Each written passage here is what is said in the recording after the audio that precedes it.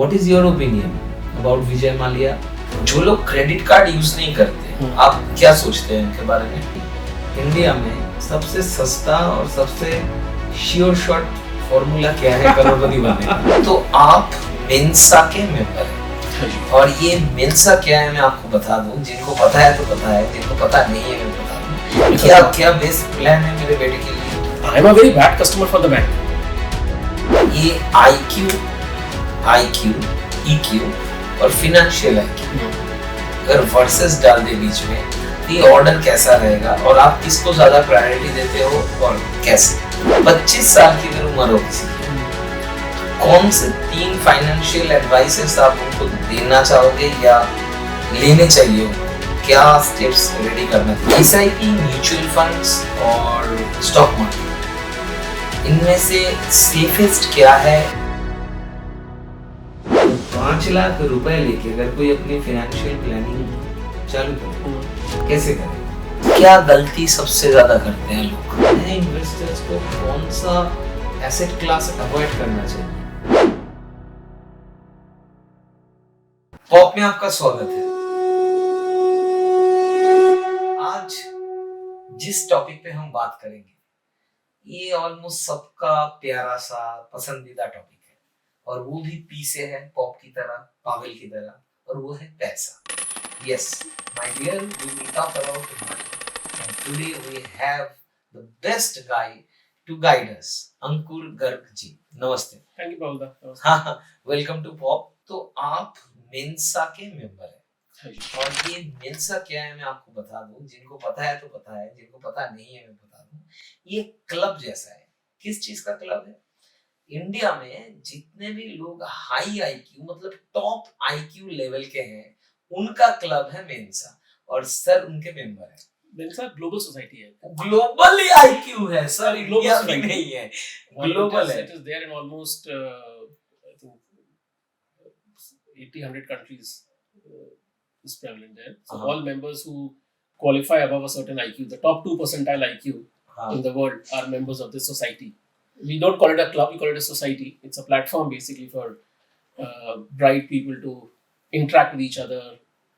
So in nutshell, Mensa is a global society of high IQ people. Absolutely correct. Right? बिल्कुल। So आप उसके member हो? हाँ जी। तो हाई IQ ही क्या एक रीजन होता है पैसे बनाने का?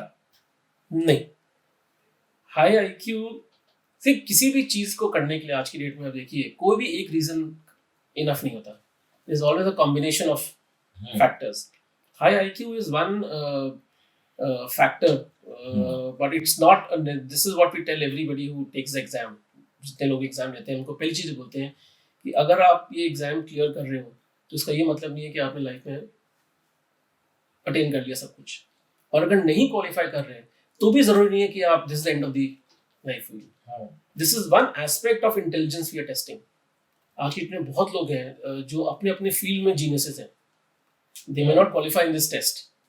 आज एक सिंगर है, आज एक singer can sing in some 10 different languages, वो अपने म्यूजिक में जीनियस है। आज स्पोर्ट्स फील्ड में कोई है, रोनाल्डो है, तेंदुलकर है, there are geniuses in their own sphere, but they may not qualify for this test. कि सर आप एक मैप बताइए या फिर पॉइंट्स बताइए कि क्या-क्या क्वालिटीज या क्या-क्या होने से you can earn money more. You have to work hard and earn money first of all, basic money, before you can invest it and grow it further. Okay, so very important first to earn money. आपकी एक core earning आ रही है, business income है, आपका salary income आ रही है, और पैसा कमाने के लिए आपको उस income में से savings करना होगा। पहले आपने 100 रुपीज कमाया महीने में, आपका घर के खर्चे होते हैं, EMIs होती हैं, घर की टैक्सेस देना पड़ता है सरकार को, बट जो बचता है what you call investable surplus, जो आप इन्वेस्ट कर सकते हैं। So depending on situation to situation, client to client, हम देखते हैं कौन कितना पैसा बचा सकता है महीने में। ये 20%, 25%, 30%, 10%। Then the next step is to invest it properly. See investment कभी क्या आपने कभी आपको लगता है यार बैंक में हमने FD कर दिया, वेरी गुड, सेफ है बिल्कुल पैसा और मेरा ग्रो करेगा, बट बैंक में FD में आपको 6%, 7% इंटरेस्ट मिल रहा है। इन्फ्लेशन इस देश में 6-7% minimum, so what you are earning is actually going up in inflation. So it is not the only, आपको ये देखना है कि किस तरह आप पैसा ग्रो करोगे अपना. So you have to diversify your investments across different asset classes. Bank FDs हो गया, इक्विटी मार्केट्स हो गया, गोल्ड हो गया, रियल एस्टेट हो गया. सो जब आप डाइवर्सिफाई करते हो अक्रॉस, हर एसेट क्लास का अपना एक रिटर्न रिस्क ट्रेड ऑफ है. Equities long term, real estate long term है, गोल्ड का भी है, कमोडिटीज में कभी बढ़ता है कभी गिरता है. तो आपको हर एसेट क्लास में इन्वेस्ट करना होगा to make money. People make the mistake of only focusing on one. आप देखिए जैसे फॉर एग्जांपल नॉर्थ में रियल एस्टेट का बहुत कल्चर है, हर कोई प्रॉपर्टी खरीदने जाता है, बट प्रॉपर्टी ग्रोथ देगा आपको लॉन्ग टर्म में, बट प्रॉपर्टी का चैलेंज क्या है, इट इज़ इलिक्विड. आप अगर आज आपको पैसा चाहिए तो आपको 2 दिन में पैसा नहीं मिलेगा रियल एस्टेट से. It takes months to sell a real estate property. दूसरा, आपके पास 1 करोड़ रुपया था, आपने एक प्रॉपर्टी खरीद के रख लिया, अब 2 साल बाद आपको अपने बिजनेस के लिए इक्विपमेंट खरीदना है, आपको 5 लाख रुपये चाहिए, तो आप क्या एक बाथरूम बेचोगे उस प्रॉपर्टी का? नहीं बेच सकते. कहाँ से आएगा लिक्विडिटी? देयरफॉर आपको स्टॉक से म्यूचुअल फंड में भी आपका इन्वेस्टमेंट होना चाहिए, जहाँ से लिक्विडिटी भी है, आप पैसा निकाल भी सकते हैं. बैंक पे एफडीज होना चाहिए, वो इमीडिएटली 1 दिन में कैश हो गया. सो हर एसेट क्लास में आपका एक्सपोजर होना चाहिए depending upon your goals in life. क्या क्या गोल है अभी? शॉर्ट टर्म गोल्स थोड़ा लेस रिस्की प्रोडक्ट्स में जाता है. लॉन्ग टर्म गोल्स है 5 साल 10 साल 15-20 साल के गोल है. आपका बेटा 5 ईयर्स का है, जब 18 का होगा तब कॉलेज आएगा, तब आपको पैसा चाहिए, अगर बाहर गया पढ़ने कुछ गया, तो उसके लिए अभी से आप सेव करोगे तो आपका कॉर्पस. क्या बेस्ट प्लान है मेरे बेटे के लिए? क्या करना चाहिए अभी? बेस्ट प्लान है इक्विटी एसआईपी चालू कर दो. वो तो है, 13 साल बचा है उसके पास, 13 इयर्स का कंपाउंडिंग आप देख लो. हाँ. You will not have to bother about his college education from your own personal money. जो आप SIPs करते रहोगे वो 18 में, this is what we did for our kids also. The moment the kids were born, birth certificate आया, bank account खोला, when they're 3, 4, 6 months old, investments चालू. हर साल थोड़ा थोड़ा बढ़ाते रहिए and discipline वे में, regular वे में investing होता रहता है and you create a long term corpus. ये IQ, EQ और फिनेंशियल IQ अगर वर्सेस डाल दे बीच में, तो ये ऑर्डर कैसा रहेगा और आप किसको ज्यादा प्रायोरिटी देते हो और कैसे? तो अगेन देखिए पावल दा, इसमें कोई ऑर्डर नहीं है, इसमें कॉम्बिनेशन है. IQ सिर्फ अपने आप में कंप्लीट नहीं है टू बी सक्सेसफुल. आज as a financial advisor IQ helps me to analyse data. Stock market data है, म्यूचुअल फंड का डेटा है, math, numbers, it comes easily to me, I am able to analyse that. But when I am dealing with a client, मेरे को client को भी समझना है, client क्या चाहता है, क्लाइंट से रिलेट करना है मेरे को. उसके लिए मेरे पास अगर EQ नहीं होगा तो मेरे से क्लाइंट डील नहीं करेगा. Client wants to deal with a human being, not with a machine. So सिर्फ अगर IQ पे काम करूंगा मैं तो I will be a robot. But जहां वो EQ ऐड हो गया उसमें, I become a human being. And that is what clients, that's why clients come to me or come to us, any of us who comes, because we are able to match or combine our high IQ with EQ as well. आज की date में EQ बहुत important है, specially आज when you are interpersonal relationships में, corporates में आपको काम करना है, you are working with your bosses, juniors, colleagues, everywhere EQ plays a big role. In fact, a lot of theories are there that EQ is something which is difficult to learn. Some people have a natural flair for EQ. IQ फिर भी आप थोड़ा किताबें पढ़ के intelligence gain कर सकते हो, but EQ is something which comes from within you. आपकी नेचर कैसी है भैया, are you outgoing personality, introvert, extrovert. So इसलिए इन दोनों का कॉम्बिनेशन बहुत जरूरी है. आप कहीं भी खाना खाने जाते हो, आपसे रोटी तो खाते नहीं हो, रोटी के संग सब्जी भी खाते हो, और कोई ऑर्डर नहीं है, साथ साथ दोनों खाते हो ना, तो वही IQ और EQ का है. फिनेंशियल IQ क्या हो गया? रायता. फिनेंशियल IQ रायता प्याज, और वही ज्यादा फैलता है. वही रायता फैलाते हैं. तो फाइनेंशियल उसमें भी जैसे मैंने कहा कि जब as a investor, pure investor, may be IQ is more important, but as a financial advisor, for me, IQ and EQ both play a very important role in managing clients. So leaving a company, a giant HSBC in America, and come to India and start your own company. So ये किसका call था? IQ का, EQ का या financial IQ का? डर नहीं लगा? डर लगता है क्योंकि HSBC में जब मैं दिल्ली में था, HSBC में था, तो I was at a very senior role and I was just 32 33 that time, and I was already heading a team of 250 people in a big business. And but challenge ये हो रहा था कि in HSBC if I had to grow, I had to move out of the country. London जाना होता है, Hong Kong, postings across. But my wife का CA practice है, and moving out of the country meant that her setup would have got disrupted. So I took the call of quitting the job and joining her in her work, in the financial advisory work. But शुरू में डर लगता था क्योंकि working for a multinational like HSBC, it gives you a sense of power. You know, fancy designation है आपके visiting card पे, 200-250 लोगों की टीम है जो आप कंट्रोल कर रहे हो. So there is always a sense of ego kick you get out of that. And when you're working alone, एक मोबाइल फोन और एक लैपटॉप के अलावा आपके साथ कुछ नहीं होता. आप एक कमरे में बैठे हो. शुरू में बड़ा और लगा मेरे को जब मैंने स्टार्ट किया अपना काम कि एक से फोन और एक लैपटॉप. तो कभी रोज सोचते थे यार, am I doing the right thing? And then obviously you get used to a monthly salary coming in every month. While in your own work, it takes time at times to set up the work and grow. Not every month will be as good as the previous month. So challenge होता है, yes, but I think it has been fruitful and rewarding. One is I think being on your own gives you the flexibility to do what you want to do. HSBC में समय था कि आप सुबह गए और रात को आ रहे हो, पूरा दिन आपका काम में बन जाता क्या होता है. बट जब अपना काम करते हो तो कभी मूड किया तो 3 बजे उठ के मूवी देखने चले जाते हैं. You're not answerable to anyone. You're only answerable to yourself. So there are pros and cons of working as a salaried person in a senior role versus self-employed. But I'm happy it's turned out well for us in the last almost 2008. I quit. 16 years now. सही चल रहा है सब. बस 25 साल की अगर उम्र हो किसी की, तो कौन से 3 फाइनेंशियल एडवाइसेस आप उनको देना चाहोगे या लेने चाहिए उनको? क्या स्टेप्स रेडी करना चाहिए? 25 साल के पर्सन को फर्स्ट ऑफ ऑल दम दबा के काम करना चाहिए, पैशन से. दूसरा, सेविंग्स पे फोकस करो. Savings and expenses.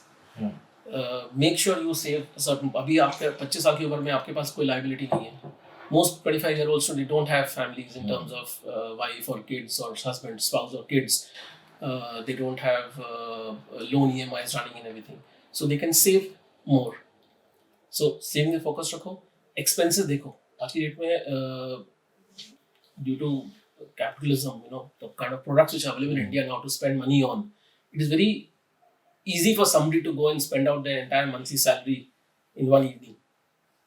आज आप किसी मॉल में जाइए और आप 2 घंटे में आप कंगाल होके आ सकते हैं. स्पेशली क्रेडिट कार्ड आपके हाथ में है, आपको फील भी नहीं होता कि आपने पेमेंट किया है क्योंकि आप स्वाइप कर रहे हो क्रेडिट कार्ड से. सो सेविंग्स एंड एक्सपेंसेस पे फोकस रखो and invest in the right asset classes and right products. Start as if you can start the earlier you start investing the better for it. See, in India, we do not have a social security network for private employees or private people. Okay, only the government employees have a pension plan. So अगर आप private sector में काम कर रहे हो या अपना business कर रहे हो, तो जो आपने कमाया अपने 25, 30, 40 साल के करियर में, 50 साल में, वही आपको रिटायरमेंट के बाद काम आएगा पैसा.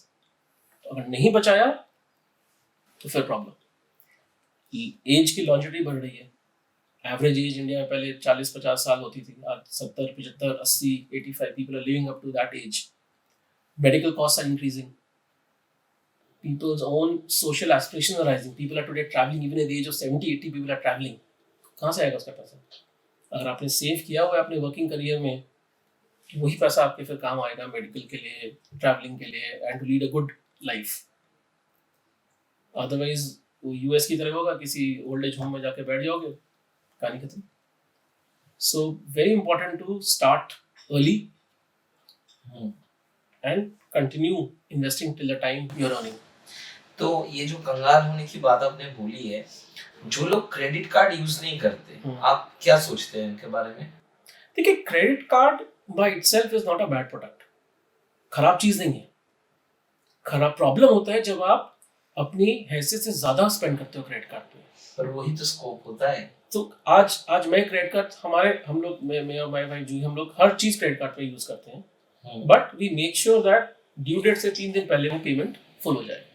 क्रेडिट कार्ड करने की यूजेस क्या होता है, एक तो लाइक आई सेड कैश वैश की जरूरत नहीं पड़ती कैरी करने की, आपने क्रेडिट कार्ड लिया कहीं भी यूज़ कर लिया। दूसरा पॉइंट्स मिलते हैं क्रेडिट कार्ड पे जो आप रिडीम करके काफ़ी चीज़ें फ्री मिल जाती हैं आपको, एयरलाइन टिकट्स, कभी मूवी टिकट्स और स्टफ, काफ़ी चीज़ें। बट डिसिप्लिन बहुत ज़रूरी है। अगर आप में डिसिप्लिन नहीं है कि मैं टाइम पे फुल पेमेंट करूंगा, देन प्रॉब्लम है, क्योंकि जब आप रिवॉल्व करते हो क्रेडिट कार्ड को, then you are charge some 30-35% interest rate and that kills you, and that is where banks capitalise on. I am a very bad customer for the bank, क्योंकि मैं तो टाइम से पहले पैसा दे देता हूँ उनको। बैंक्स ढूंढ रहे हैं 10 में से 1 या 2 ऐसे क्लाइंट, 3 क्लाइंट जो पैसा रोटेट करेंगे। सो आपको पता है, अगर मेरे को आज मार्केट जाना है, मेरा बजट है, मैं एक 5,000 की चीज़ खरीदनी है मेरे को, मैं गया, मैंने 5,000 की चीज़ देखी, मैंने क्रेडिट कार्ड यूज़ किया और मैं लेके आ गया। प्रॉब्लम होती है अगर पावलदा गए मार्केट, उन्हें 5,000 कहा यार पैसा तो जेब में देना नहीं, मुझे तो क्रेडिट कार्ड स्वाइप करना है, तो 5,000 की शर्ट क्यों 10,000 की शर्ट ले लेते हैं। 10,000 की शर्ट का स्वाइप कर लिया, जब पेमेंट आई पैसा आपका 5,000 ही देने के लिए, तो बाकी 5 वो फिर आप रिवॉल्व कर रहे हो, फिर आप उस पर इंटरेस्ट दे रहे हो। और क्रेडिट कार्ड का ब्यूटी क्या है कि आपने जो फ्रेश परचेज करोगे फिर उस पर भी फिर आप इंटरेस्ट दोगे एक्स्ट्रा, तो वो आपको मार देता है। तो इसलिए क्रेडिट कार्ड अगर यूज करना है तो डिसिप्लिन लेना। It is not a bad by itself, it usage of that depends upon how. SIP, mutual funds और स्टॉक मार्केट, इनमें से सेफेस्ट क्या है और एक ओवरऑल आइडिया दीजिए इस चीज का। सिर्फ mutual fund stock market, mutual fund stock market एक ही चीज हो गई। ओके, स्टॉक मार्केट है जगह जहाँ पे मार्केट जो कंपनीज लिस्टेड है। म्यूचुअल फंड एक प्लेटफॉर्म है टू इन्वेस्ट इन स्टॉक्स। आज आपका बिजनेस है अपना फिल्म मेकिंग का, आपके पास आपको ज़्यादा नॉलेज नहीं है स्टॉक मार्केट की, कौन सी कंपनी अच्छा कर रही है, रिलायंस अच्छा कर रही है, आईटीसी अच्छा कर रही है, नेस्ले अच्छा कर रही है, कौन सी नई कंपनी किस सेक्टर में आ रही है, अच्छा कर रही है, किस प्राइस पे खरीदना है मेरे को, किस प्राइस से बेचना है। आपके पास ना डेटा है ना टाइम है उसका एनालाइज करने का, तो आप जाते हो एक एक्सपर्ट के पास कि भैया मेरा पैसा ये मैनेज कर दो। वो है म्यूचुअल फंड कंपनी, यहाँ पे जो फंड मैनेजर्स बैठे हैं अपने एनालिस्ट की टीम के संग, जो दिन भर कंपनीज को रिसर्च कर रहे हैं, कौन सी इंडस्ट्री ग्रो करेगी, उस इंडस्ट्री में कौन सी कंपनी अच्छी है, अच्छी कंपनी है तो किस प्राइस पे खरीदना चाहिए उस शेयर को, कितने बेचना चाहिए, वो एक्सपर्ट टीम है जो रिसर्च कर रही है। तो वो हो गया म्यूचुअल फंड। तो म्यूचुअल फंड का काम क्या है, इंडिविजुअल इन्वेस्टर से पैसा कलेक्ट करके फिर इन्वेस्ट करना आपके बिहाफ पे, तो you are getting expert advice. सिर्फ एक जरिया है इन्वेस्ट करने का, it is a mode of investment. आज फॉर एग्जाम्पल आप सैलरीड है, अगर आपको हर महीने लेट से 1 लाख रुपए आती है सैलरी, तो आप उसमें से थोड़ा अमाउंट इन्वेस्ट कर सकते हो, आप लेट से 20,000 रुपये इन्वेस्ट कर सकते हो, तो आप उसको कहते हैं सिस्टमैटिक इन्वेस्टमेंट प्लान, SIP। अगर आपके पास लमसम पैसा है, बोले यार मेरे यार ये फिल्म मेरी हिट हो गई, एक बोनस आया मेरे को 10 लाख का, ये मुझे इन्वेस्ट करना है, तो उसको हम क्या करते हैं, हम उसको एक लिक्विड फंड में डाल के वहां से हम इक्विटी फंड में ट्रांसफर करते हैं, उसको क्या हम कहते हैं systematic transfer plan, STP। So these are both modes of investment, SIP and this thing। तो इसमें देखिए सेफ्टी और रिस्क डिपेंड करता है आपके टाइम होराइजन पे। आपने अगर 5-10 साल से ऊपर का टाइम होराइजन है इन्वेस्टमेंट का, तब हम इक्विटी में इन्वेस्ट करते हैं, क्योंकि इक्विटी मार्केट्स शॉर्ट टर्म में वोलेटाइल होती हैं। ट्रम्प ने कुछ कह दिया, स्टॉक मार्केट गिर जाता है, यूक्रेन में रशिया वॉर का कुछ पंगा हो गया, स्टॉक मार्केट इफेक्ट हो जाता है। So stock market are volatile, but हम देखते हैं कि लॉन्ग टर्म इकोनॉमी की क्या ग्रोथ है इंडिया की, उसके बेसिस पे stock market long term return देगा हमको। इसलिए अगर हमारा 5 साल प्लस का होराइजन है तो हम इक्विटी मार्केट में डालते हैं पैसा। अदरवाइज म्यूचुअल फंड्स में इक्विटी के अलावा डेट प्रोडक्ट्स भी हैं, जैसे आप बैंक में FD करते हैं, उसी तरह डेट प्रोडक्ट्स भी हैं। अगर 1 साल 2 साल 3 साल 5 साल का होराइजन है तो डेट में भी अच्छी रिटर्न आ जाती है। कुछ प्रोडक्ट्स हैं जो मिक्स है, हाइब्रिड प्रोडक्ट्स बोलते हैं उनको, डेट और इक्विटी का मिक्स मैच होता है। सो हम कैसे चूज करते हैं, हम डिपेंड करता है क्लाइंट के रिक्वायरमेंट पे, क्या गोल्स है क्लाइंट के, 3 साल का क्या गोल है आपका। आप एज अ इंडिविजुअल बोलोगे यार मेरे को अगले 3 साल में ये बिजनेस एक और खोलना है, मेरे को 10 साल में ये अचीव करना है, मेरे को 15 साल में अपने चाइल्ड के लिए एजुकेशन के लिए पैसा इकट्ठा करना है। और मेरे को हर 2 साल में एक फॉरेन हॉलिडे करना है, तो I need money for that. So you could have various goals. Typically Indian family में goals are education, marriage, business, buying equipment for your business. That हमारे बहुत सारे क्लाइंट्स हैं जो सेल्फ एम्प्लॉयड जर्नलिस्ट, फोटोग्राफर्स हैं, तो उनकी कांस्टेंट हुई होती है हर 2 साल में 3 साल प्रोडक्ट अपग्रेड करना है उनको, अपना इक्विपमेंट वगैरह, तो उनके लिए इन्वेस्टमेंट प्लानिंग करनी पड़ती है. सो हर क्लाइंट के गोल्स के बेसिस पे प्रोडक्ट्स और इन्वेस्टमेंट ऑप्शंस चूज होते हैं. ग्रेट. आप 28 साल से इंडियन मिडिल क्लास का पैसा हैंडल कर रहे हो. क्या गलती सबसे ज्यादा करते हैं लोग? पहली गलती करते हैं, पैसा बचाते नहीं है. दूसरी गलती करते हैं कि उसको ढंग से इन्वेस्ट नहीं करते हैं. तीसरी गलती, इन्वेस्ट करते भी हैं तो दोस्त ने कुछ कहा उसके बेसिस पे इन्वेस्ट कर लिया. और ये पड़ोस में अंकल जी रहते हैं, उन्होंने कहा यार बेटा एक प्रोडक्ट ये ले लो, मेरा भी ये भी अच्छा कर रहा है, वो ले लिया. तो आप instead of getting professional proper advice, आप दुनिया जहान के सुन के इन्वेस्ट करते हो. और चौथी प्रॉब्लम जो मेन होती है, पीपल अज्यूम कि इन्वेस्टमेंट करने के लिए आपको ज़्यादा अमाउंट चाहिए. जब मेरे पास 1 लाख रुपये होगा तब मैं इन्वेस्ट करने आऊँगा. बस 500 रुपये महीने का तो भी इन्वेस्ट कर सकते हो आप. चालू तो करो. The earlier you start, whatever the amount, key thing is have you started investment और नॉट. हमारे ऑफिस में पियोन है या हमारे घर में हाउस हेल्प है, हमने उनकी 500 1000 रुपये की SIP से स्टार्ट किया ताकि उनका पैसा जोड़े इकट्ठा हो. तो amount is not important. Most people assume कि जब ज़्यादा पैसा इकट्ठा होगा तब हम इन्वेस्टमेंट चालू करेंगे. ज़्यादा पैसा इकट्ठा हो ही नहीं पाएगा आपका, इन्वेस्टमेंट करिए, खर्चा हो जाएगा, वो एक डे ड्रीम की जगह पे रह जाता है. सो आपके पास अगर अगर आप 1000 रुपये भी अफोर्ड कर सकते हो तो कर दो स्टार्ट. हम तो सबको एडवाइस करते हैं कि जिस दिन आपकी जॉब लगती है पहली सैलरी से इन्वेस्टमेंट चालू. सिंपल, जितना आप अफोर्ड कर सकते हो कंफर्टेबली. और इन्वेस्टमेंट एक एडिक्शन है. हम क्लाइंट्स को सिर्फ शुरू में एक बार एडवाइस देके चालू कराते हैं, 3-6 महीने बाद अपने आप क्लाइंट आता है हमारे पास कि अब मेरे पास ना 1000 रुपये और बच रहे हैं, प्लीज़ एक और SIP चालू कर दो और थोड़ा इन्वेस्टमेंट कर दो. और जैसे जैसे वो ग्रो करके देखते हैं, अगले जो क्लाइंट्स हमारे संग 10, 15, 20, 25 साल से हैं, जो अपना पोर्टफोलियोज देखते हैं, तो उनको खुद विश्वास नहीं होता कि इतना पैसा इकट्ठा हो गया उनका, थोड़े थोड़े अमाउंट से चालू करके. सो मिडिल क्लास में main thing is savings, investment in the right products. बहुत मिसकंसेप्शंस हैं लोगों के दिमाग में कि अरे स्टॉक मार्केट में तो फ्रॉड होता है, सिर्फ हमारा तो पैसा डूब जाएगा. तो पैसा कहाँ रखते हैं? या तो बैंक के FD में या LIC पॉलिसीज में. हाँ,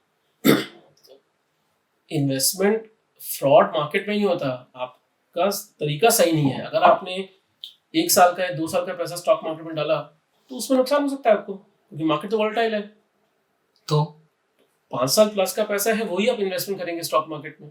अगर आपका 1 साल का 2 साल का पैसा है, उसके लिए इक्विटी मार्केट, डेट मार्केट है. मतलब स्टॉक मार्केट का मार्केट 5 साल पकड़ के चलना चाहिए आराम से, बिल्कुल, तभी तो साइकिल आपका पूरा आएगा. तो ये जो लोग हर रोज स्टॉक मार्केट पे ट्रेडिंग करते हैं, ये करते हैं रेगुलर बेसिस पे, उसका क्या? देखिए, वो अगर कोई एक्सपर्ट है तो वो पैसा बनाता है. अदरवाइज आप सेबी का डेटा देखिए, 8 out of 10 investors make losses in future options and day trading. अगर मार्केट में पैसा बनाना इतना आसान होता है तो मैं और आप यहाँ बैठ के ये पॉडकास्ट कर रहे होते. हम दोनों भी बैठ के ट्रेडिंग करके पैसा बना रहे होते आराम से. नहीं, मुझे सिखाने के लिए पीछे आया था. मैं 1-2 दिन मैंने सुना, फिर मैंने बोला भाई मुझे फिल्में बनानी है, मैं इस पे, क्योंकि बहुत टाइम कंज्यूमिंग थी. बहुत टाइम कंज्यूमिंग है. आपको थरो नॉलेज होनी चाहिए, बिल्कुल. आपको 90% people don't have that knowledge. Problem ये है आज इस लाइक अब आपको हमें लगता है और यार कैमरा पकड़ा और 2-4 फोटो खींची और सब एक्सपर्ट हो गया. आज की जिसको देखो आईफोन लेके घूम रहे हैं और सारे सब फोटोग्राफर एक्सपर्ट हो गए हैं. बट क्या मैं 2 घंटे में या 2 दिन में या 4 दिन में 6 दिन में फोटोग्राफी या एक्सपीरियंस सीख सकता हूँ फिल्म मेकिंग? नहीं, मेरा एक्सपर्टीज नहीं है. उसी तरह एक एवरेज पर्सन की एक्सपर्टीज नहीं है कि वो दिन में बैठ के स्टॉक्स में ट्रेडिंग करे, फ्यूचर ऑप्शन करे. Majority of the losses which people are making is in day trading and future options. But हमारी ईगो प्रिवेंट करती है बताने में. तो अगर मैंने कहीं पैसा बनाया तो मैं आपको बताऊंगा कि अरे यार मैंने वो ये स्टॉक खरीदा था 10 रुपए पे, 20 पे बेच दिया, प्रॉफिट बन गया. बट जो 5 और मैंने गवाए हैं वो कोई बताता नहीं है. ज्यादातर लड़के नहीं बताते. सो चैलेंज ये है मार्केट में investment is a very boring and patient game, subject to risk, क्या बोलते हैं ना, subject to market risk, but investments of बहुत पेशेंस चाहिए और बहुत बोरिंग चीज है। हाँ, सो तो है। लोगों को चाहिए मजा, हाँ, बट इन्वेस्टमेंट हम लोग वही बोलते हैं क्लाइंट्स को कि ये काम करो, आपके पास जो 100 रुपीज इन्वेस्ट कर रहे हो आप 90 मेरे को दे दो, मैं आपका ढंग से इन्वेस्ट करूँगा। जो 10 रुपया है वो आपको जो करना करो, क्रिप्टो में खेलो, फ्यूचर ऑप्शन करो, जो भी करो, but you can not take that risk with your entire money, with your entire corpus. सही बात है। अभी दूसरा एक मुद्दा, एक्टिव इनकम और पैसिव इनकम, और ये मिलेनियल्स के लिए, जेनजी के लिए कितना इम्पोर्टेंट है ये पैसिव इनकम होना? देखिए, पैसिव इनकम होना सबके लिए जरूरी है, नॉट जस्ट जेनजी। आज even a person in age of 50, 60, 70, passive income can be important depending upon what your active income is. लेकिन पैसिव इनकम, मेरा मानना यह है कि आपके शुरू के अर्निंग के इयर्स में आपका फोकस होना चाहिए आपकी एक्टिव इनकम पे। तो पैसिव इनकम जनरली स्टार्ट होता है थोड़ा सा later in life, 40, 45। First years of your life should be focused on your active income. आपका जो मेन बिजनेस है, मेन सैलरी रोल कर रहे हो आप। पैसिव इनकम मतलब क्या हो? पैसिव इनकम हुआ बेसिकली आपका rentals, dividend from stocks which you have, या पोर्टफोलियो जो आपका है, या इंटरेस्ट इनकम जो बैंक में एफडीज में पैसा है आपका, ये बढ़ता है आपके लेटर पार्ट ऑफ लाइफ में। आप 25 साल की उम्र में अगर एक प्रॉपर्टी लेके बैठ जाओगे रेंटल के लिए, तो आपका अपना साल लिक्विडिटी खत्म कर दिया आपने सारा अपना। वो टाइम है आपका 25, 30, 35, 40, this is the age to focus on your active income. How do you increase active income? By rising in your career, by starting new businesses. That is where the focus should be. आपने अगर 25-30 साल में rental income आनी चालू हो गई, तो आपका तो पैशन जो है काम करने का खत्म हो जाएगा ना। आज चैलेंज क्या हो रहा है, कितने लोग हैं जो, अब देखिए फैमिलीज में जहाँ पे रेंटल इनकम्स बहुत है, बाप दादाओं की प्रॉपर्टी पड़ी है, वो रेंटल इनकम आ रहा है, लोग काम ही नहीं करते, आलसी हो गए। सर, लोगों का एक सोच है SIP और म्यूचुअल फंड में रिटर्न कम आता है जो स्टॉक मार्केट में ज़्यादा आता है, ये क्या गलत सोच है? और ये मतलब क्या है? जी बिल्कुल गलत सोच है बाबा, क्योंकि रिटर्न तो जो स्टॉक मार्केट, रिटर्न कहाँ से आ रहा है? रिटर्न आ रहा है आपका जब कंपनी का शेयर प्राइस बढ़ता है या गिरता है, जो भी आप खरीद बेच कर रहे हो। प्रॉब्लम ये होती है म्यूचुअल फंड में या स्टॉक्स में, जब लोग हर रोज़ अपना पोर्टफोलियो चेक करते हैं और उसमें चेंजेस करते हैं। ये मैंने कहा ना, investing is a game of patience. आपने अगर कुछ चीज़ खरीदी आज आपने एक कंपनी का स्टॉक खरीदा है, आपको पता है अगले 3, 4, 5 साल में कंपनी अच्छा करेगी।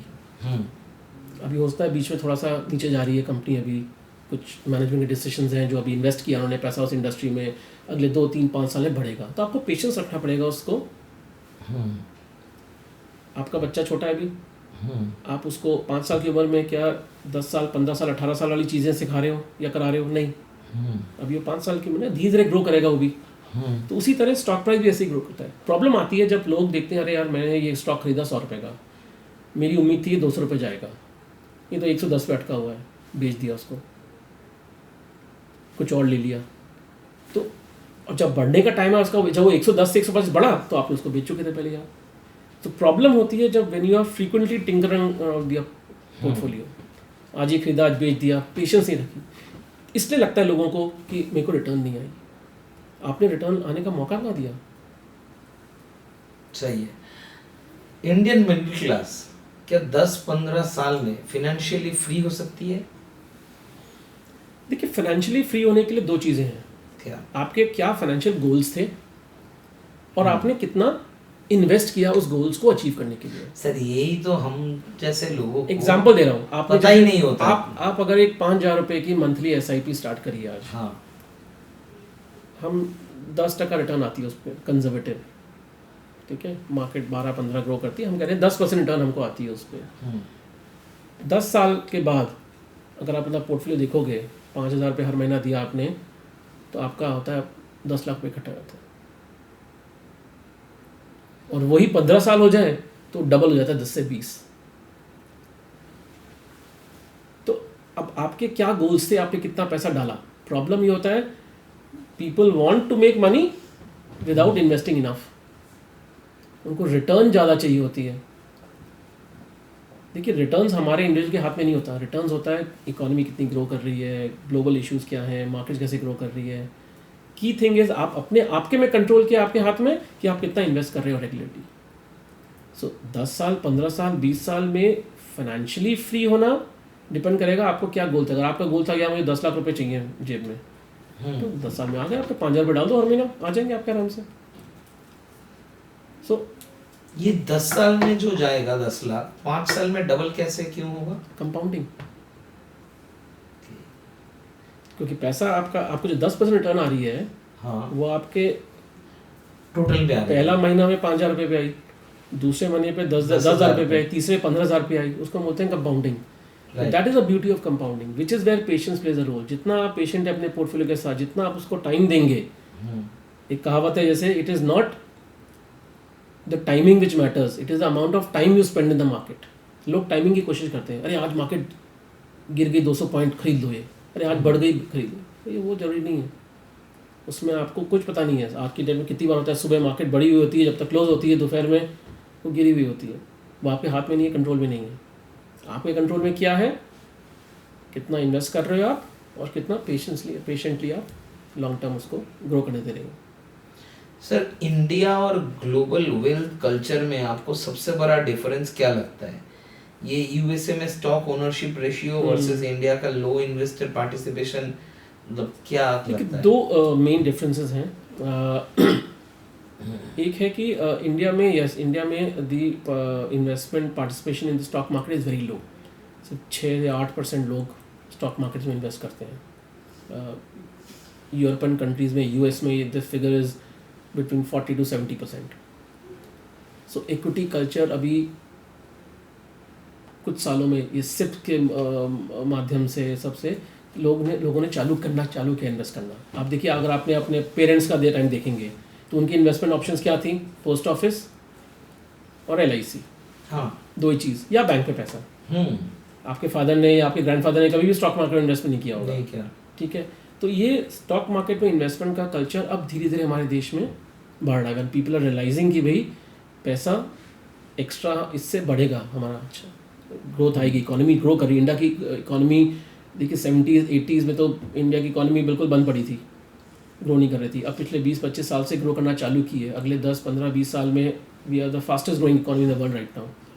तो as the economy will grow, the stock prices will go, people will make more money, so more and more people will start investing. अभी देखिए इन्वेस्टिंग इंडिया में काफ़ी ईजी भी हो गई है, ऑनलाइन प्लेटफॉर्म्स आ गए हैं। आप छोटे छोटे अमाउंट से 500-500 रुपये की SIP कर सकते हैं हर महीने की। So more and more people add होंगे। दूसरा मेजर डिफरेंस है यूएस और इंडिया के बिजनेस या स्टॉक मार्केट उसमें। यूएस में छोटी से छोटी कंपनी लिस्ट होती है, हम बोलते हैं ना every mom and pop store there goes for listing, क्योंकि उनको अपना बिजनेस ग्रो करने के लिए वो अपना इक्विटी बेचते हैं स्टॉक मार्केट में और पैसा आता है, वो ग्रो करते हैं बिजनेस में। इंडिया में काफ़ी पहले तक जो एक माइंडसेट था कि यार मैं अपना शेयर स्टेक कैसे, इक्विटी कैसे बेच दूँ। अगर मैंने पावलदा को अपना स्टेक बेच दिया तो वो कंट्रोल कर लेंगे कंपनी को, मेरा कंट्रोल लूज हो जाएगा कंपनी का। अब जो यंगर जनरेशन है इंडस्ट्रियलिस्ट की और बिजनेसमैन की, वो रियलाइज़ कर रहे हैं कि भाई अगर बिजनेस ग्रो करना है तो कैपिटल चाहिए तो अपना इक्विटी स्टेक बेचना पड़ेगा। तो मोर and more companies will get listed also. तो जैसे ज़्यादा कंपनीज लिस्ट होंगी, स्टॉक मार्केट का भी स्कोप बढ़ेगा और लोग और भी इन्वेस्ट करेंगे। नए इन्वेस्टर्स को कौन सा एसेट क्लास अवॉइड करना चाहिए? Crypto. Stay away from crypto. क्यों? देखिए आज कोई भी चीज़ है जिसकी वैल्यू आती है उसका क्या कुछ बेसिस होता है। हाँ, आपने बोला रिलायंस इंडस्ट्रीज़ का स्टॉक इतने का भाव है, उसका बेसिस क्या है कि उसकी फैक्ट्री है, उसका एक रेवेन्यू आ रहा है, प्रोडक्ट्स बिक रहे हैं। कोई भी चीज़ आप खरीदने जाते हो, आज आपने मग खरीदा, ये 100 रुपये का मग खरीदा, तो मग में एक पर्टिकुलर कॉस्टिंग आई, भैया ये 50 रुपये का बना, मार्केटिंग का कॉस्ट ऐड हुआ, प्रॉफिट मार्जिन ऐड हुआ, तो 100 रुपये की वैल्यू आई। क्रिप्टो का कोई बेस नहीं है ना। क्रिप्टो का बेसिस क्या है? कुछ भी नहीं। ब्लॉकचेन टेक्नोलॉजी जो है, जो क्रिप्टो को ड्राइव करती है, that is the future of technology. But crypto currency by itself has no value, because आज कल को सडनली कोई, अब देखिए ना कितने क्रिप्टोज बंद हो गए. एक बिटकॉइन, इथेरियम और 2-4 मेन को छोड़ दें आप, तो जो छोटे छोटे कितने क्रिप्टो करेंसीज आई और पूरा पैसा उड़ा के ले गई. क्योंकि क्रिप्टो में क्या हो रहा है, कोई वैल्यू तो है नहीं कि जिस बेसिस पे आज कि इस बेसिस पे इसकी वैल्यू, आज बिटकॉइन की वैल्यू $1,00,000 अगर है लेट्स से, तो किस बेसिस पे है, उसके अगेंस्ट क्या एसेट है, कुछ भी नहीं. तो crypto is a very dangerous this thing. हाँ, लोगों ने पैसा बनाया है, लोगों ने पैसा गंवाया भी है, लोगों ने पैसा बनाया भी, नो डाउट, ट्रेडिंग में. But for a young new investor you stay away from such.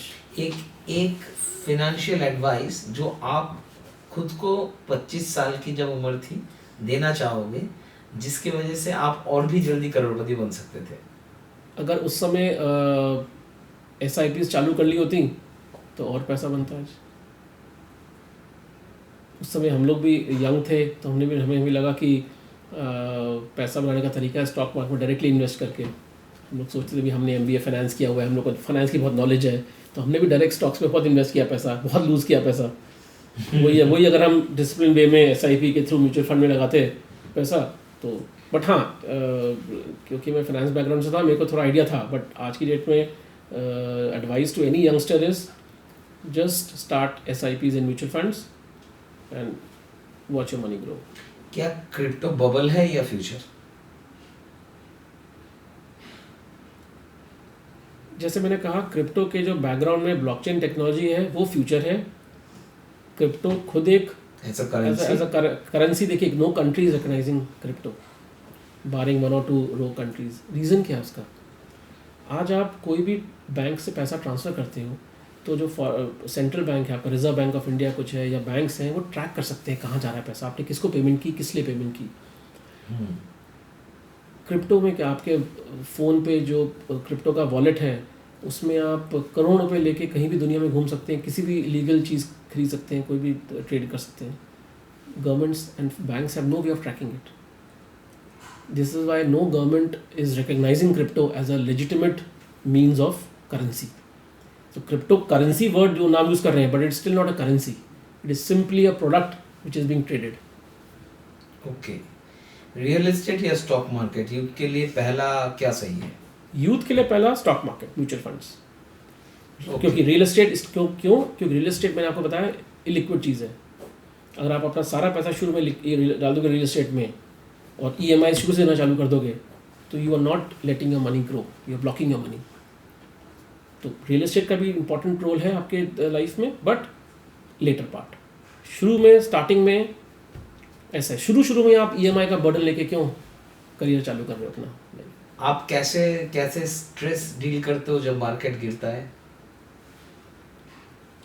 सो 2 चीज़ें हैं उसमें.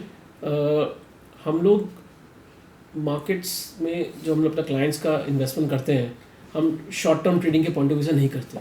तो हमें पता है जब मार्केट गिर रही है उसका क्या रीज़न है. मार्केट गिरना भी एक अपॉर्चुनिटी है. अगर मेरे को 5-10 साल के लिए पैसा ग्रो करना है, अगर मार्केट सिर्फ ऊपर बढ़ती रहेगी तो मज़ा नहीं आएगा. जब मार्केट गिरती है तब आप लोअर प्राइस पे जब इन्वेस्ट करते हो तो फिर आपका पैसा ग्रो करता है. तो markets falling is a opportunity for us to tell our clients कि भैया और डालो पैसा थोड़ा सा करके, ये मौका मिला है आपको ग्रो करने का पैसा. बट हाँ, कभी कभी होता है ऐसे, बिकॉज कॉल्स बहुत आती हैं क्लाइंट्स की, और वही चीज़ें आप क्लाइंट्स को बोल के ये करते हैं. सो मेरा तो डी स्ट्रेसिंग का है. I read a lot, so I D stress by that. I play a lot of puzzles and this thing on my phone, so I D stress. आप अपने स्टूडेंट्स को क्या माइंडसेट सिखाते हैं, मतलब किस तरीके से चीज़ें डील करनी होती है? जब पकड़ लीजिए MBA कर लिया, अभी उनको पैसे का फ्यू थिंग्स, सपना लेके निकलते हैं जब. हाँ, सपना होना बहुत ज़रूरी है. Have aspirations, okay, but work hard, work smart, work honestly and diligently. Okay, don't look for shortcuts, but have that passion. जो भी करो पैशन से करो. जो काम कर रहे हो, छोटा काम है, बड़ा काम है, अच्छी जॉब मिली, खराब मिली, जो भी है क्या, बट हैव दैट पैशन. जब तक पैशन नहीं होगा तब तक आप अचीव नहीं कर पाओगे अपने ड्रीम्स। तो पैशन बहुत ज़रूरी है। सही बात है। आपके लिए इंडिया में सबसे सस्ता और सबसे श्योर शॉट फॉर्मूला क्या है करोड़पति बनने का? काश मुझे पता होता।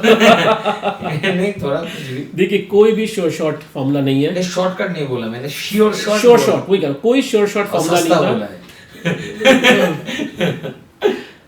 है। कोई भी श्योर शॉट फॉर्मूला किसी भी चीज़ का नहीं है सक्सेस का, चाहे फाइनेंशियल सक्सेस है, चाहे लाइफ में सक्सेस है, चाहे मैरिड लाइफ में सक्सेस है, कोई श्योर शॉट फॉर्मूला नहीं है। Like I said, you have to work towards it, small steps लेके। सो सक्सेस का फॉर्मूला एक ही है लाइफ में, पैशन से काम करिए और your goals are fulfilled. 5 lakh रुपए है मेरे पास। नहीं, मेरे पास नहीं, मतलब किसी के पास। आपको तो ज़्यादा है बहुत। हाँ, थोड़े ज़्यादा है। तो 5 लाख रुपए लेके अगर कोई अपनी फाइनेंशियल प्लानिंग चालू करे, कैसे करे? देखिए, अगर स्टार्टिंग में 5 लाख है, सबसे पहले उसको देखना है उसके अगले 5, 10, 15 साल के क्या गोल्स हैं। उसके बेसिस पे उस 5 लाख को फिर इन्वेस्ट करते हैं। भाई अगले 2-3 साल के क्या गोल्स हैं, 5 साल long, so short term, medium term, long term, 3 category के गोल्स होते हैं। उसके बेसिस पे फिर चाहे 5 लाख है, 5,000 रुपये है, 50 लाख है, amount is immaterial. Key things is what are your goals and उनके टाइमलाइंस क्या है उस गोल के। उसके बेसिस पे डिसीजन होता है कि किस एसेट क्लास में जाना चाहिए, रियल एस्टेट में, इक्विटी में, डेट में, गोल्ड में। और gold is a good investment. Gold is a good investment, yes. Gold is traditionally been a favourite with Indians. जितना इंडियंस होल्ड करते हैं गोल्ड, उतना कोई नहीं करता दुनिया में। सच में? बट आप देखिए ना, हर घर में जाइए, आप देखिए, आपको डाल पे सोने की चिड़िया करती है बस, ज्वेलरी मिलेगी आपको हर घर में। भारत देश है मेरा। सो गोल्ड इंडिया में is a favourite with families. But gold के भी फेजेस होते हैं। कभी कुछ फेज आता है जब गोल्ड बहुत अच्छा करता है। जब भी दुनिया में क्राइसिस होता है, पीपल रन टुवर्ड्स गोल्ड, क्योंकि गोल्ड एक, उनको लगता है कि एक ऐसी चीज़ है जिसका जो कभी भी ख़त्म नहीं होगी प्राइस का। तो इसलिए पीपल गो टू गोल्ड। जैसे dollar, gold, these are products which people buy when there is crisis in the world. But अब डॉलर भी वीक हो रहा है क्योंकि अभी अलग कहानी चल रही है यूएस में। तो gold is good this thing. Commodities में सिल्वर, आप देखिए पिछले 1 साल में कितना अच्छा प्राइस बढ़ गई है सिल्वर की। So people are investing in silver also. So gold is a good investment, yes, but gold should not be more than 5-10% of your portfolio. Okay, अलग। अभी एक बात बताइए कि घर पहले लेना चाहिए या ऑफिस? घर। And buying a house is a good investment? देखिए, अगेन सिचुएशन पे डिपेंड करता है। अगर आप आपके 20s में हो, आज आप 20s में हो, तो आप एक घर खरीद के अगेन एक इलिक्विड एसेट क्यों अपने ऊपर ले रहे हो? आपकी जॉब है, मे बी आपकी जॉब हर 2 साल में आप नई सिटी में ट्रांसफ़र हो जाएगा आपका, तो क्या करोगे इस घर का जो एक सिटी में? तो घर से बेटर शुरू जब आपके पास इनफ लिक्विडिटी है to make the down payment and the ability to pay EMIs comfortably, और आपको पता है मैं स्टेबल हूँ, अब मैं इस शहर में ही रहूँगा। अब आज देखिए, आज मेरी खुद की डॉटर है, आज वो कॉलेज पास आउट कर गई, अब जॉब उसका स्टार्ट हो रहा है। अब उसका पता नहीं किस सिटी में उसका ट्रांसफ़र होगा। 6 महीने दिल्ली होती है, फिर हो सकता है उसका बैंगलोर ट्रांसफ़र हो जाए, हो सकता है चंडीगढ़ ट्रांसफ़र हो जाए, चेन्नई ट्रांसफ़र हो जाए कुछ। तो आज की डेट में यंगस्टर एक जगह टिक कर रहा है, दे आर मूविंग अराउंड। सो आप एक जगह एसेट बना के क्यों अपने आप को बांध रहे हो? तो इसलिए buying an house in the beginning is not a good idea. आप रेंट पे रहिए। तो रेंटल वर्सेस EMI का ये डिबेट काफ़ी टाइम चलता है, बट सिचुएशन डिपेंड करता है। अगर आपकी फाइनेंशियल सिचुएशन ऐसी है कि आप अफोर्ड कर सकते हो घर खरीदना, EMI देना, तो खरीद लीजिए। बट अगर आपको लगता है कि यार मेरा अभी खुद ही नहीं पता मैं कहाँ पे हूँ, किधर कहाँ जाऊँगा, क्या है, तो आप वेट करिए थोड़ा, 2, 4, 5 साल 6 साल काम करिए, देखिए, यू गेट एन आइडिया कि हाँ अब मैं लग रहा है मेरे को कि यार इस सिटी में भी अगले 5-10 साल रहना है। या when you are getting married, you are settling down, then you can buy a house. But शुरू में घर खरीदना, it is not a very prudent financial decision. Recently एक पॉडकास्ट हुआ है, राज शिमानी ने किया है विजय माल्या के साथ। हाँ जी। आपने देखा है? हाँ, पार्ट ऑफ इट देखा। हाँ देखा है। तो what is your opinion about Vijay Mallya, that he is a fraud और ही इज अ मिसगाइडेड मसीहा? So I will not comment on individual personalities. As a businessman, he no doubt was a visionary businessman, but somewhere along the way I think things went wrong. देखिए, दो चीज़ होती हैं business में। Business में loss होते हैं, market condition change हो जाती हैं, आप टेक्नोलॉजी चेंज हो जाती है, आपका प्रोडक्ट ऑब्सोलीट हो गया, ग्लोबल कुछ चेंज हो गया, गवर्नमेंट ने लॉस चेंज कर दिए। हाँ। तो कुछ भी रीज़न से बिजनेस में लॉसेस, एक बिजनेसमैन का मेजर रिस्क वही होता है कि भाई लॉसेस हो सकते हैं बिजनेस में। बट एक बिजनेस लॉस और एक फ्रॉड में फ़र्क होता है। अगर आपने बैंक्स का पैसा लेके जो बिजनेस में इन्वेस्ट करना था वो आप कहीं और इन्वेस्ट करोगे अपने पर्सनल एसेट्स में, उसको हम फ्रॉड कहते हैं। तो अगर कोई बिजनेसमैन, चाहे वो विजय माल्या हो या कोई भी हो, उनका मैटर कोर्ट में चल रहा है, तो you can not comment on that कि वो गिल्टी है या नहीं है। बट जो बैंक्स ने केस फाइल किया उनके against to recover the money, so he is at fault. He can not simply claim कि भाई मेरा बिजनेस लॉस हो गया। अगर आपने बिजनेस ढंग से रन नहीं किया, आपने बिजनेस का पैसा डाइवर्ट किया कहीं और, तो that is not business loss, that is business fraud. जैसे एक जगह पे एक इंटरव्यू में उन्होंने एक बात कही जो मैंने सुनी कि एक बिजनेसमैन 19 कंपनी से प्रॉफिट बना रहा है, ये कर रहा है, और तो एक या दो कंपनी अगर लॉस में चली गई तो बाहर उसको अरेस्ट नहीं किया जाता। करेक्ट। यहाँ पे किया जाता है। नहीं, तो यहाँ पे देखिए 20 में से 2 कंपनी लॉस चल रही है आपकी, is not a bad thing. Loss होएगा बिजनेस में।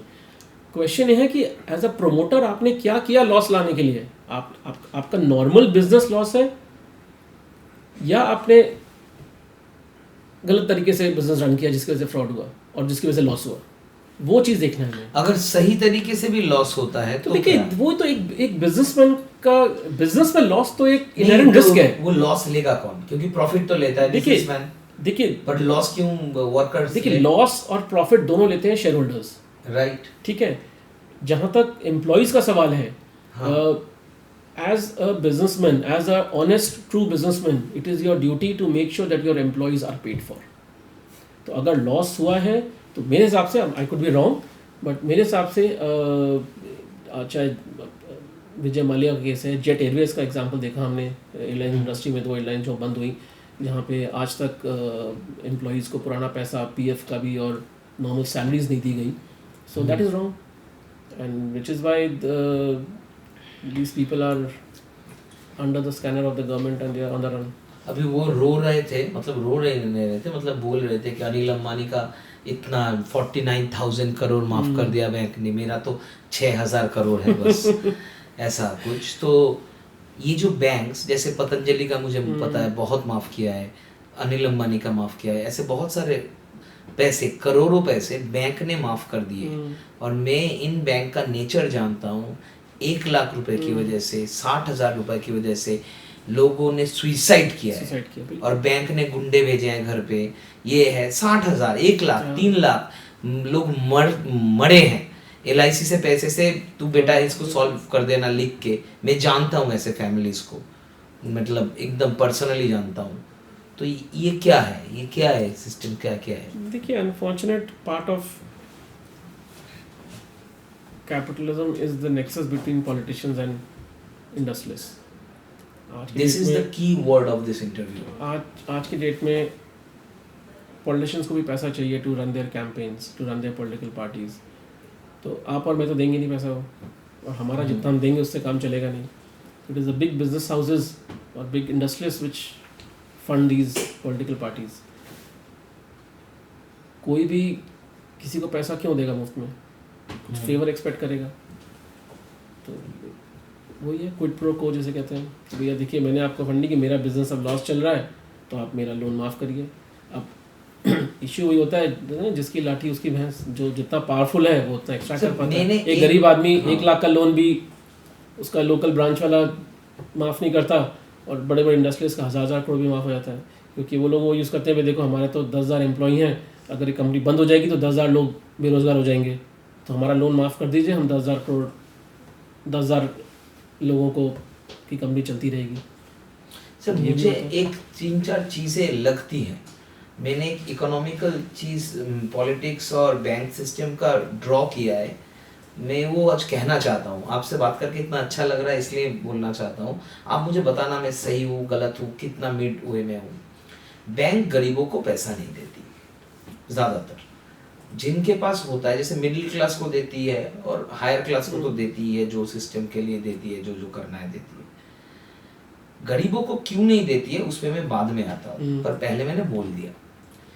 पॉलिटिक्स का सिस्टम कैसे चलता है सर? पॉलिटिक्स का सिस्टम मैन पावर से चलता है, गुंडागिरी से चलता है, डायरेक्टली मैं बता रहा हूँ। और ये गुंडागिरी सिस्टमेटिक होती है। कैसे? जो बड़े नेता होते हैं वो डायरेक्टली गुंडागिरी नहीं करेंगे, पर उनके लेयर में छोटे छोटे नेता रहेंगे, उनके लेयर में छोटे नेता रहेंगे, उनके लेयर में छोटे नेता रहेंगे, और वो ब्लॉक से, क्लब लेवल से लेके मोहल्ले के लेवल से अपने एक गुंडा पालेंगे, सिस्टम पालेंगे गुंडा का, जो कैडर होके पैदल चलेंगे, फिलोसॉफी का बात बोलेंगे, झंडा गाड़ेंगे, ऐसे पोस्टर लिखेंगे, और जब जरूरत है किसी को घर में जाके थ्रेट देना हो, ये कुछ बोलना हो, ये करेंगे। ये छोटे नेता बनते हैं कि मेरे पास 200 लोग हैं सर, अभी सर मुझे सर एक काउंसिलर का टिकट चाहिए तो 2000 लोग लाओ, वो 2000 मैन पावर लाते हैं। और ये मैन पावर लाते कहाँ से हैं? ज्यादातर गरीब लोगों से ही लाते हैं मेजरली। और कैसे लाते हैं? पैसे दे के लाते हैं, यूथ को, यंग लड़कों को बाइक दे के लाते हैं, किसी को नौकरी दे दी, एक फैमिली को तो 5 बंदे आ गए, तो एक को नौकरी मिल दी करप्शन के थ्रू, और पूरा जनरेशन मतलब 50 साल तक वो 5 लोग मेरे अंडर में आ गए, सस्ता पड़ गया। तो ऐसे लोग खरीदते हैं जो पॉलिटिकल पार्टीज में होते हैं। आइडियोलॉजिकली जो आते हैं वो सर गुंडा नहीं होते, और वो रेयर, वो 5 to 10% है, उससे ज्यादा नहीं है।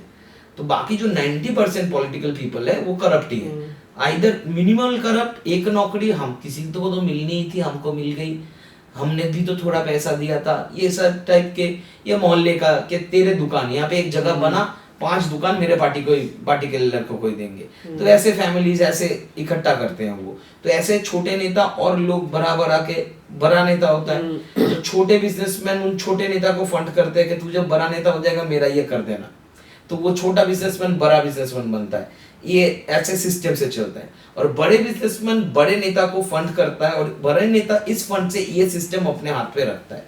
This is the system. Business and politics go hand by hand with the support of this, right sir? ऐसा ही, मुझे तो ऐसा ही लगता है। तो इतने लोग हैं, इसलिए बैंक अगर पैसे लेने जाएगा तो कंपनी तो हाथ उठा के बोल देगी बाकी कंपनियां भी बंद कर दूंगा, कोई सैलरी नहीं मिलेगा, और मैं चला जाऊंगा भाई यूएन या कहीं पे, या यूके या कहीं पे, तो तुम तो बेटा बैठे रहो, और तुम मुझे रोक भी नहीं रख सकते क्योंकि पासपोर्ट तो मेरा अपने पास है, और एयरपोर्ट मेरे खोल दिए जाएंगे, उतना मेरा कनेक्शन है, तो तुम ही प्रॉब्लम में पड़ोगे। और ऊपर से फोन आते हैं कि माफ कर दो क्योंकि इसने ये किया था, मैंने वो इलेक्शन जीता है, ये सिस्टम है इसका, तो ये चलता है। This is the true corruption system, how politics and economics going hand in hand. Globally it works the same. It's like that. Globally से lower level के लोग नहीं होते हैं। यूके में, यूरोप में, अमेरिका में आपको कैडर सिस्टम नहीं मिलेगा सर। इसलिए डेमोक्रेसी का स्ट्रॉन्ग क्या है, पब्लिक को फीड करना पड़ता है कि आपको चीजें देनी। वहां पे लोग ऐसे किसी झंडे का डेमोक्रेटिक, वो पढ़े लिखे लोग ज्यादा चीखते हैं क्योंकि उनको क्या चाहिए, उनको क्या चाहिए, मतलब सोशली कॉन्शियस नहीं, अपना धंधे का ही कर रहे हैं। पर जो गरीब लोग हैं उनका पॉलिटिक्स में बाहर में पार्टिसिपेशन कम है। फर्स्ट वर्ल्ड कंट्री में, अमेरिका, यूरोप का बात बोल रहा हूँ, अफ्रीका तो सीधा गन पे चल रहा है, तो डिस्कस करके फायदा नहीं है। तो ये इंडिया का सिनेरियो अभी ये है। ओवरऑल बांग्लादेश का भी कम ज्यादा, या ये बहुत थर्ड वर्ल्ड कंट्री का मेजरली ये सिनेरियो है, प्रॉपर ना भी हो। इंडिया का तो ये है। गरीब को पैसा देने में बैंक डरते हैं सर। क्यों डरते हैं? क्योंकि गरीबों में यूनिटी होती है। अगर किसी बस्ती में आपने किसी को पैसा दे दिया, वो अनिल अंबानी की तरह ही बिहेव करेगा। सच में बता रहा हूँ सर, उनको पता है कि वहां पे 4 गुंडे भेजने से नहीं होंगे, वहां पे 40 लोग उसको पकड़ के नंगा करके भेजेंगे कि तूने मेरे भाई से पैसा मांगने क्यों आया है। तो इसलिए उनको देते नहीं, क्योंकि पता है गुंडागिरी यहाँ पे नहीं चलेगी, और वहां पे भी कुछ नहीं कर सकते क्योंकि वो लोकल जो बस्ती है सारे के सारे कैडर है पार्टी के। उनको इंडिविजुअल मार्क करके पुलिस से ऑपरेट पॉलिटिशियंस कर सकते हैं, बैंक का पुलिस के साथ लिंक नहीं है। इसलिए ज्यादातर गरीबों को नहीं देते, क्योंकि गरीबों को देने से उनका भी बिजनेस का टर्नओवर का फायदा होता। इसलिए नहीं देती कि वो वापस नहीं कर पाएंगे। तो उनको भी पता है एक बिजनेसमैन को वो 20,000 करोड़ दे रहे हैं, 10,000 करोड़ दे रहे हैं, वो घंटा उसके पास है नहीं है ना, तो दे क्यों रहे हैं? वो लिक्विफाई करेंगे ऐसा भी नहीं है, उनको भी पता है माफी करना पड़ेगा, और उनसे बैंक के हेड भी मिलते हैं ना उनको भी गाड़ियां, तो सिस्टम ऐसे चलती है ना सर। देखिए कम ज्यादा पार्टली ट्रू है आप ऑब्वियसली, बट बैंक्स का क्या होता है, बैंक्स अब लेंडिंग, बाकी जो ट्रू मैं मिस कर रहा हूँ या मुझे पता नहीं है उस पे लाइट लाइट। देखिए बैंक्स का लेंडिंग का क्या होता है, जैसे अनफॉर्चुनेटली हमारे सिस्टम में क्या होता है, एक well to do rich person अगर है, वो आज अपना उसके पास ऑलरेडी 2 घर हैं, वो तीसरा घर खरीद रहा है, बैंक उसको आराम से लोन दे देगा कि भाई ये तो पैसे वाला है, ये आराम से मेरा ईएमआई वापस कर देगा आराम से। क्या है जैसे नीचे आते हो आप इकोनॉमिक उस पर, जो एक लोअर मिडिल क्लास का अंदर है, वो एक छोटा घर खरीद रहा है 25-30 लाख का, 40 लाख अपने रहने के लिए, वहाँ पे बैंक पूरा ड्यू डिलिजेंस करता है अपना, क्योंकि बैंक को डर है कि ये पैसा दे पाएगा नहीं दे पाएगा। तो लेंडिंग में हमारी 2 चीज़ें होती हैं, एक होता है एबिलिटी टू पे, दूसरा होता है विलिंगनेस टू पे। एबिलिटी टू पे मतलब आपके पास पैसा है या देने के लिए नहीं है, और विलिंगनेस टू पे है कि भाई आप में आपकी नीयत क्या है देने की पैसा। तो जहाँ तक मैंने अपने बैंकिंग करियर में देखा है कि एक एवरेज इंडिया में एक एवरेज मिडिल क्लास पर्सन की एबिलिटी हो ना हो, उसकी विलिंगनेस टू पे बहुत हाई है।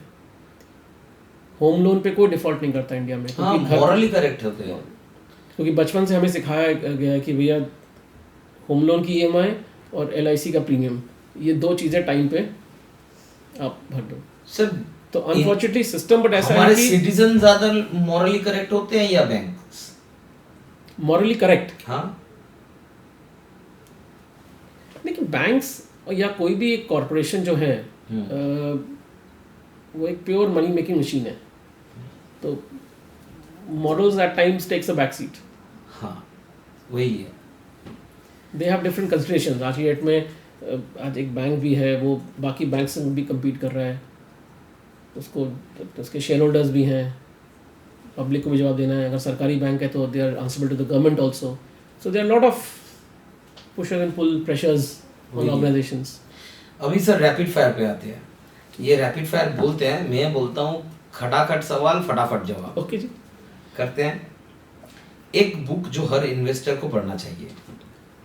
Intelligent investor bye Benjamin Graham. Okay. सबसे बड़ा पैसा बर्बाद करने वाला हैबिट? गैम्बलिंग, सट्टा, मार्केट में सट्टा। Expensive cars? एटलीस्ट आप एसेट खरीद रहे हो ना, एटलीस्ट मतलब बनता है, मतलब एंजॉय तो कर रहे हो एसेट को आप। हाँ। ईएमआई या rental, what's smarter? Depends on your situation. There is no right answer to that. Both have their own importance. Warren Buffett या राकेश झुंझुनवाला? दोनों ही लेजेंड है अपने। यू पिक योर ना। एक ग्लोबल लेजेंड है। आप एसआईपी मत करो, थोड़ा रिस्क लो। Benjamin Warren Buffett. Warren Buffett. Crypto या गोल्ड? गोल्ड। हाँ मुझे पता था। पैसा या सुकून? सुकून से पैसा कमा लो, बहुत बढ़िया।